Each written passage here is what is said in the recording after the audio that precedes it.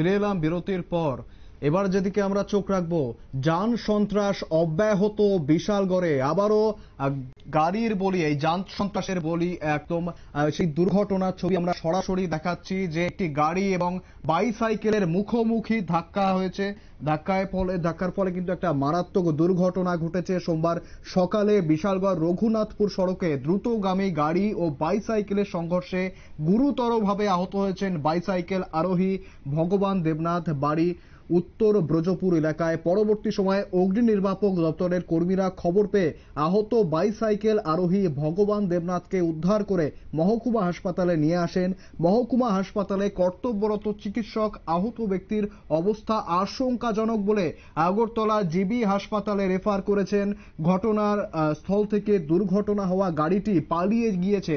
তবে পুলিশ দুর্ঘটনার মামলা নিয়ে ইতিমধ্যেই তদন্ত শুরু করে দিয়েছে। সাংবাদিকদের মুখোমুখি হয়ে অগ্নি নির্বাপক দপ্তরের আধিকারিকরা ঠিক কি জানিয়েছেন শোনাবো। আমরা বিশালগড় ফায়ার সার্ভিস এটা করাইছে যে রঘুনাথপুর একটা অ্যাক্সিডেন্ট হয়েছে। অলরেডি আমি স্টাফ নিয়ে গেলাম, গিয়া দিয়ে মানে বইটা সামনে করেছে বাইসাইকেল নিয়ে আরোহী। ওই ঘটনা মানে গাড়ি বাড়িতে গেছে, অবশ্যই মাথা মাথা ফাইটটা গেছে, ব্লাডে পুরো ইয়ে গেছে।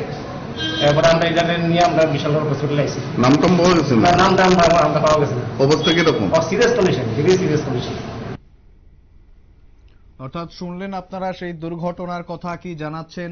পাশাপাশি এই যে যান সন্ত্রাস বিশালগড়ে একের পর এক লাগাতার, শুধু বিশালগড় নয় রাজ্য জুড়ে যে যান সন্ত্রাস অব্যাহত রয়েছে লাগাতার, একের পর এক মানুষ দুর্ঘটনাগ্রস্ত হচ্ছেন। কোথাও কোথাও মানুষ ভয়াবহভাবে মারাত্মকভাবে দুর্ঘটনার কবলে পড়ে প্রাণও হারাচ্ছেন এবং এই গোটা দুর্ঘটনা কিন্তু এখনো পর্যন্ত কোনো লাগাম টানতে পারছে না সরকার। আমরা চোখ রাখবো আর অন্যান্য সংবাদের দিকেও। ফিরে আসছি একটা ছোট্ট বিরতির পর, সঙ্গে থাকুন।